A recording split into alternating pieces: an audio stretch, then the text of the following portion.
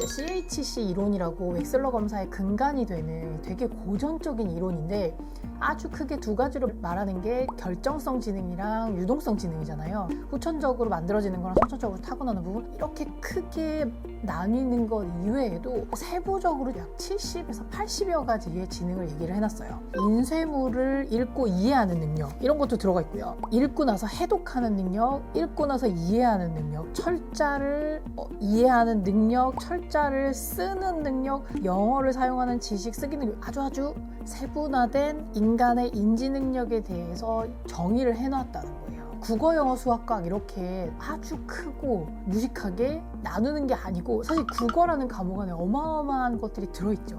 제가 요즘에 쓰는 용어 중에 하나가 러노믹스인데, 러닝과 오믹스를 합친 거예요.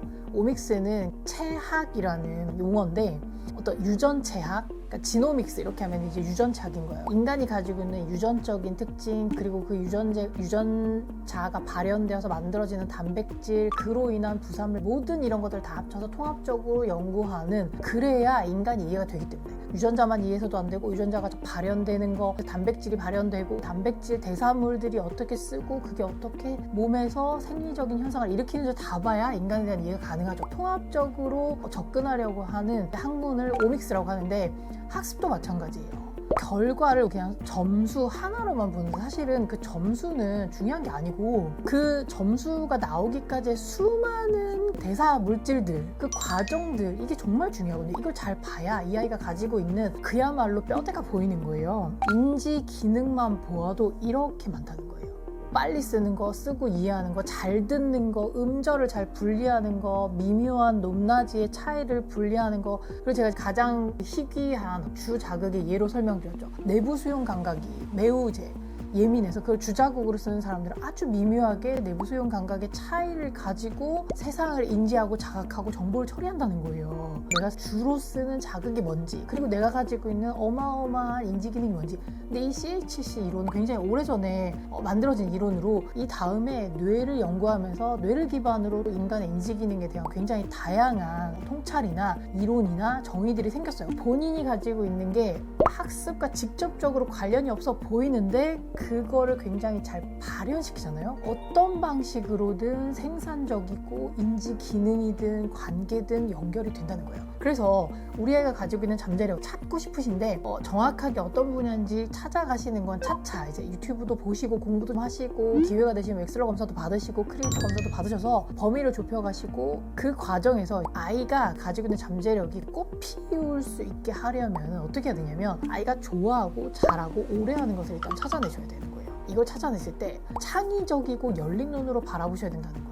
어머니들이 오시면 이런 거는 굉장히 잘 기억하세요. 저희 아이가 알파벳을 정말 빨리 뗐어요. 한글을 정말 빨리 뗐어요. 한글은 늦게 뗐는데 구구단은 정말 기가 막히게 빨리 뗐어요. 이런 거 되게 잘 기억하시거든요. 이런 식으로 학습과 관련된 게 아니라고 하더라도 아이가 좋아하고 잘하고 오래하는 것이 있으면 찾아내고, 그걸 열린 눈으로 바라보셔서 찾아내신 다음에 좋아하고 흥미가 있는 것을 자꾸 시도하고 해보려고 하는 아이의 동기나 시도를 인정하고 지지해 주셔야 된다는 거예요.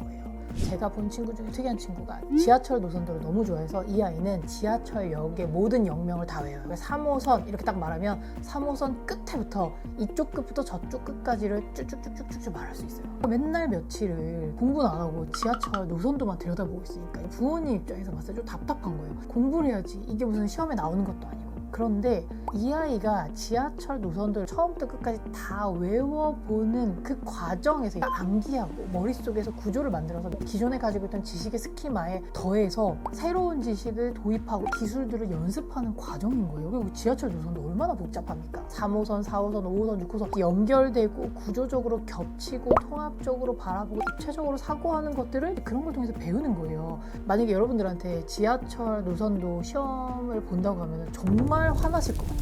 아니 그걸 왜 외우냐, 핸드폰만 켜면 다 나와 있고 지하철에 가면 벽마다 다 붙어 있는데 내가 그걸 왜 외워야 되냐. 절대 못해요. 근데 이 아이는 좋아하니까 그걸 한 거잖아요.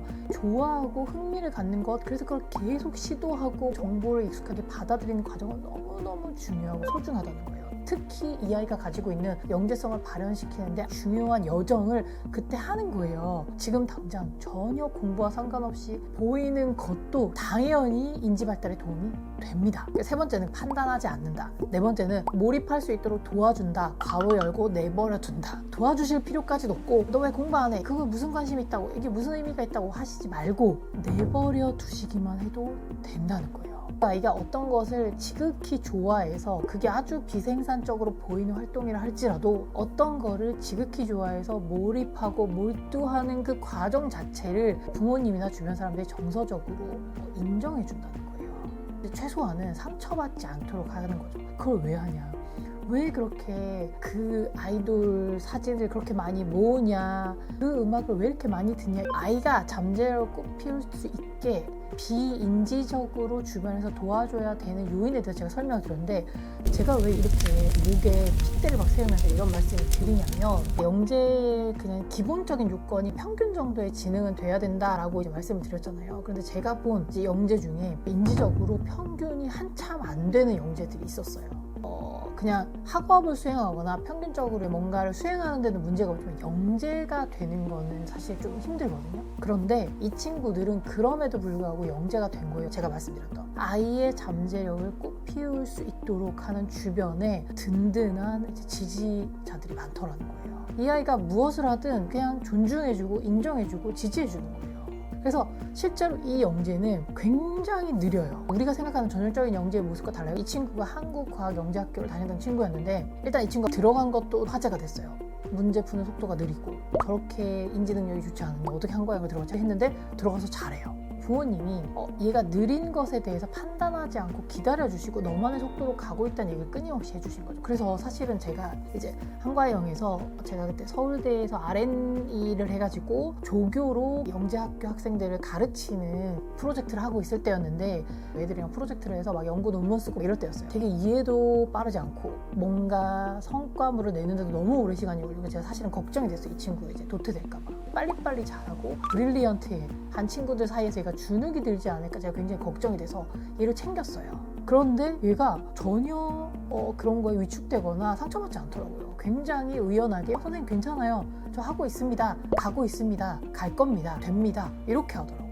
그 학교가 부산에 있으니까 부산에 서울 오고 이럴 때 동행할 때 이제 물어봤어요. 누구는 초조해하지 않고 차분히 잘하는데 이런 특징이 언제부터 이렇게 있었어? 라고 했더니 이제 엄마가 어렸을 때부터 항상 괜찮아 너는 좀 천천히 가지만 갈 수 있는 친구야 라고 얘기를 해줬다는 거예요. 그래서 그거에 대한 한치의 의심도 없어요. 추호의 의심도 없이 그냥 해요. 그리고 실제로 그걸 해내요. 그리고 잘해요. 여러분들에게, 학부모들에게, 이 영상을 보고 있는 친구들에게 꼭 해주고 싶었어요. 영재가 되고 싶어 한다. 그러면 누구나 할 수 있다는 거예요. 본인이 가지고 있는 걸 잘 찾아냈고 그거 내가 잘할 수 있고 좋아하는 것들을 꾸준히 하면서 그거에 몰입도 해보고 뭔가 빠져도 보고 다양한 시도를 하고 이러다 보면 자연스럽게 내가 잘하고 좋아하는 것을 찾을 수 있고, 그럼에도 불구하고 공부는 중요하다. 공부를 하는 과정에서 내가 잘하고 좋아하는 것을 찾을 수 있는 수많은 데이터와 경험을 얻을 수 있기 때문이다 입니다. 영재에 대해서 이제는 말해도 되지 않을까? 천재랑 다르다. 누구나 다 영재가 될 수 있다. 저의 경험과 이론을 바탕으로 한번 말씀드려 봤는데요. 도움이 되셨는지 모르겠어요. 궁금하신 거 있죠? 이런 것도 영재인가요? 저희 아이가 영재인가요? 최근에 연구 논문들을 보면요. 영재와 ADHD는 정말 많은 특성을 공유하고 있어요. 학습에서 장애를 겪고 있는 아이와의 특성도 굉장히 비슷한 게 많아요. 한 끗 차이라는 거예요. 이 아이가 가지고 있는 특성을 잘 이해해서 이 아이만의 방식으로 발현할 수 있도록 얘를 설명하기 위해서 리틀몬스터라는 책까지 들었죠. 네. 책의 저자는 자기가 공부 잘하는 방식을 찾기 위해서 수십 권의 대학 노트와 몇 년간의 데이터를 바탕으로 결국에는 모두가 다 절대 안 될 거라고 했는데 공부하는 방식을 찾아내서 학업적으로 성취를 이루었어요. 학업적인 영재가 됐어요. 우리 아이한테 맞는 방법을 찾으면 우리 아이가 가지고 있는 강점, 재능, 잠재 능력 발현해서 성취를 할 수 있다는 거 제가 꼭 말씀드리고 싶었습니다. 오늘은 여기서 마무리하도록 하겠습니다.